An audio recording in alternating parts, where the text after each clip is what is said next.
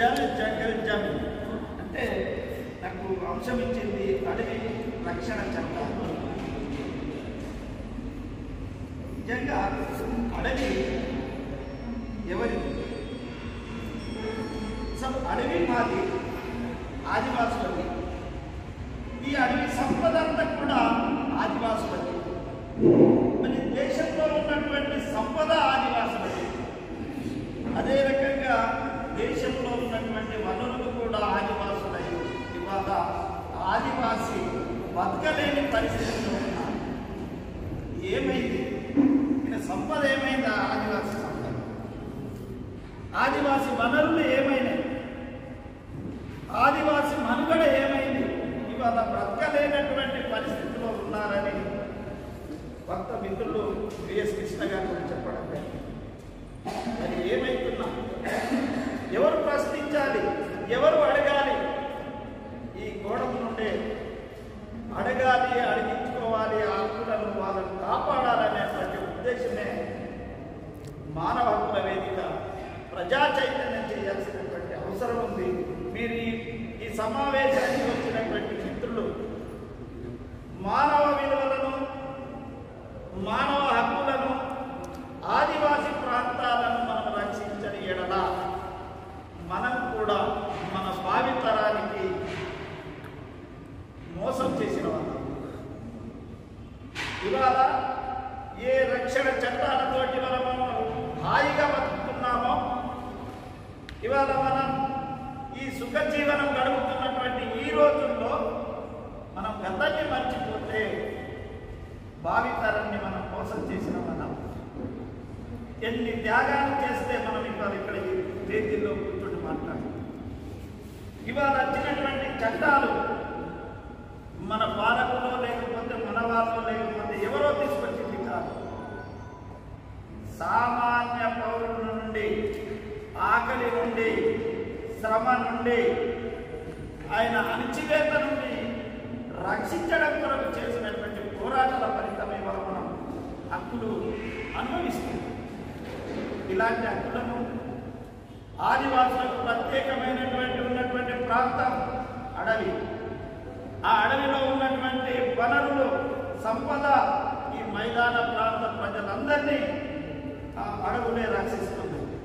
మరి ఆ అడవులను రక్షించాల్సినటువంటి బాధ్యత అందరికీ ఉంది.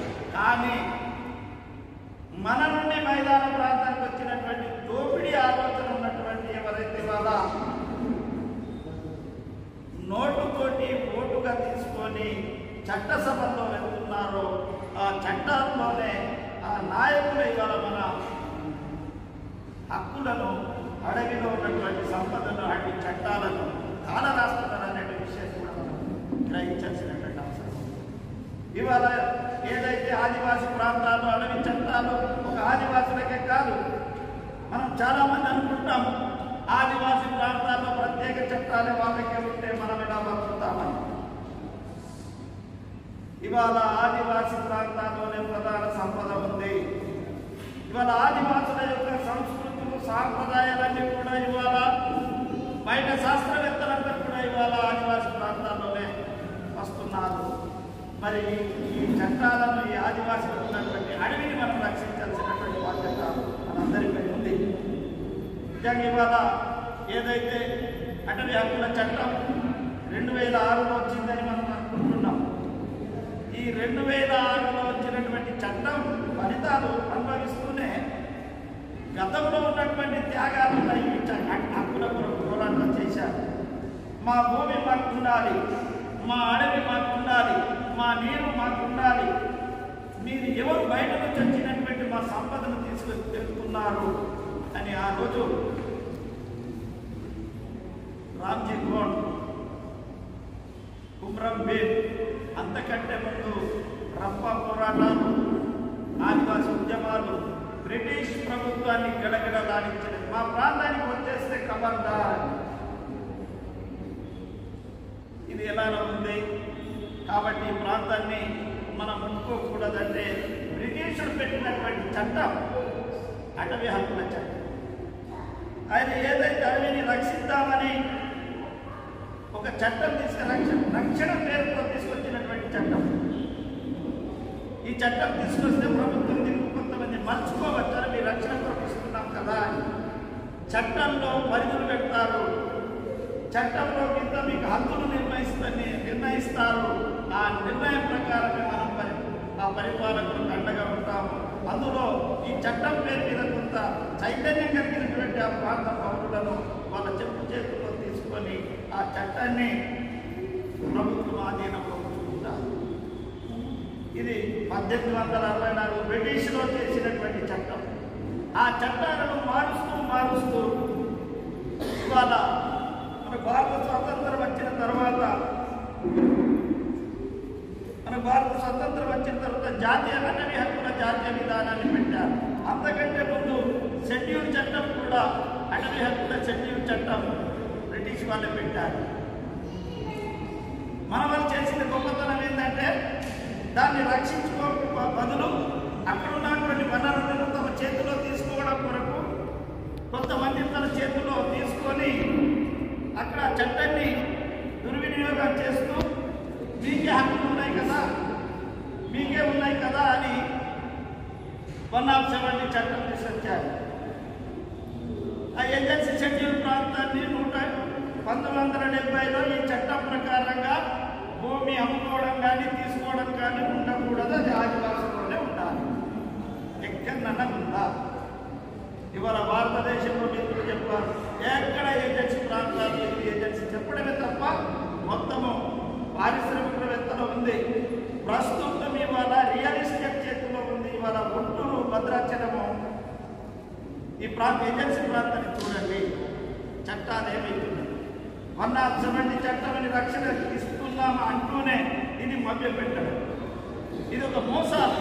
ఈ మోసాలు మనం గుర్తించాం. ఎందుకంటే మనుషులు ఎవరు ఆశాది గిరిజనులంతా కూడా ఆశిస్తున్నారు ఏదో ప్రభుత్వం సేవలు చేస్తున్నాయని. కానీ అతని కాళ్ళ కింద ఉన్నటువంటి భూమి అంతా కూడా ఇవాళ మైదాన ప్రాంత చేతుల్లో వెళ్ళిపోయి ఇవాళ ఆదివాసికి భూమికి మధ్య తగాద జరుగుతుంది. మీరు చూస్తుండొచ్చు. ఇన్ని చట్టాలు ఉన్నాయి. ఏజెన్సీ చట్టాలు అంటున్నారు.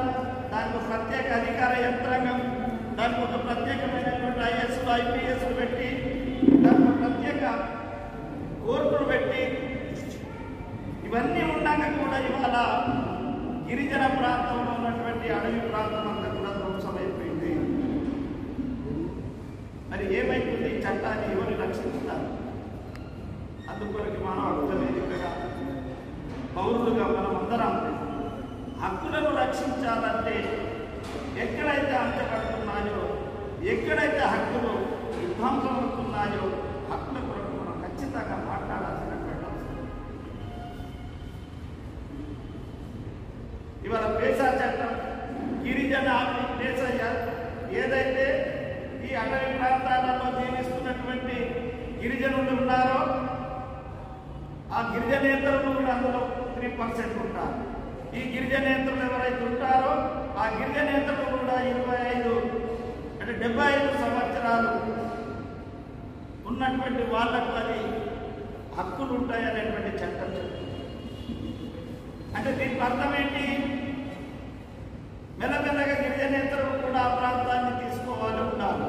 ఎవరు ఉంటారు? ఆ ప్రాంతంలో జీవించే గిరిజనేతరులు ఉంటే పర్వాలేదు, ఉన్నారు కూడా.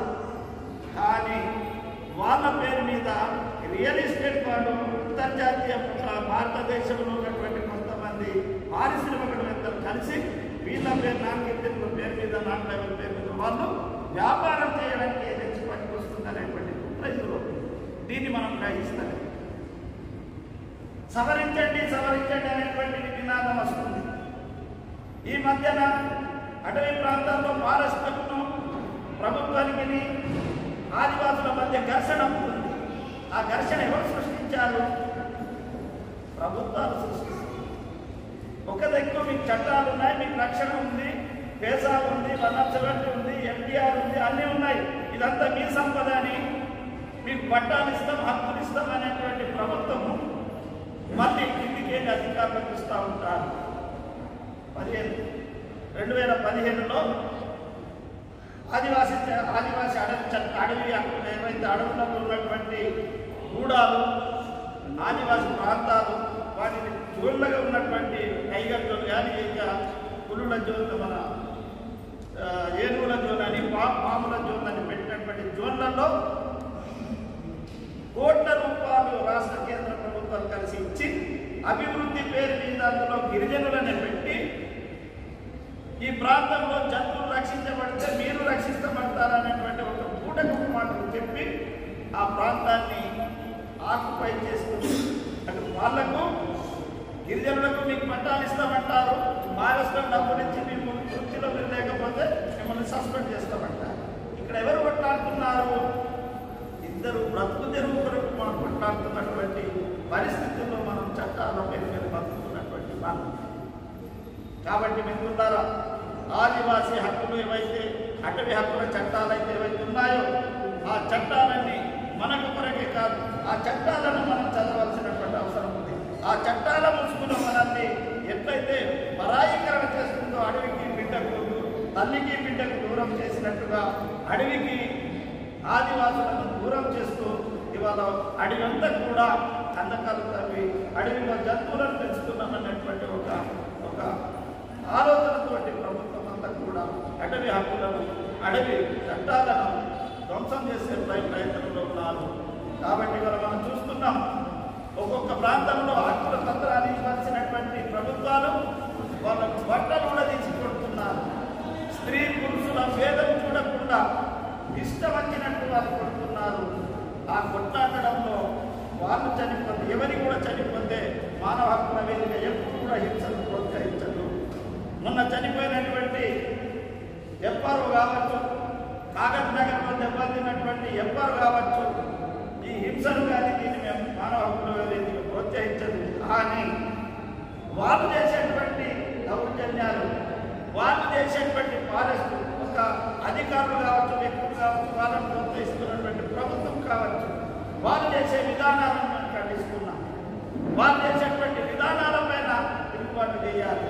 వాళ్ళు చేసేటువంటి మా హక్కులు, మమ్మల్ని దోపిడీ, మా ప్రాంతం నుంచి వేరు తీసే ప్రయత్నాలను మేము ఖండిస్తున్నాం. ఖచ్చితంగా విధానాలను మానాలి, ఆ ప్రభుత్వం ఆలోచించాలి. అలా ఆలోచిస్తూ గిరిజన ప్రాంతాలకు స్వేచ్ఛ కలిగించాలి. ఆ ప్రాంతంలో ఉన్నటువంటి అటవీ హక్కులకు భద్రత కల్పించాలి. అప్పుడే మేము భద్రత కల్పించుకుంటున్నాం. మాకు ఇస్తావా భూములు ఇవ్వవో మాకు తెలిసిపోయింది. 75 సంవత్సరాలు ఉన్నటువంటి స్వాతంత్ర భారతంలో ఇవాళ వేసా చట్టం, గ్రామాధికార చట్టం వచ్చింది. అది ఎంత అమలవుతుందో మాకు తెలిసిపోతుంది. మా కంపెనీలకు తెలవకుండానే ఫారెస్ట్ అధికారులు, ప్రభుత్వాలు తీర్మానాలు చేసేసి ఆ భూములంతా కూడా ఆక్యుపై చేసి కందకాలు తవ్వి ఇవాళ ఆక్యుపై చేస్తున్నటువంటి పరిస్థితి. కాబట్టి మిత్రులారా, మానవ హక్కుల వేదిక కార్యకర్తలుగా ఈ మా 8వ మహాసభ సభకు వచ్చేసి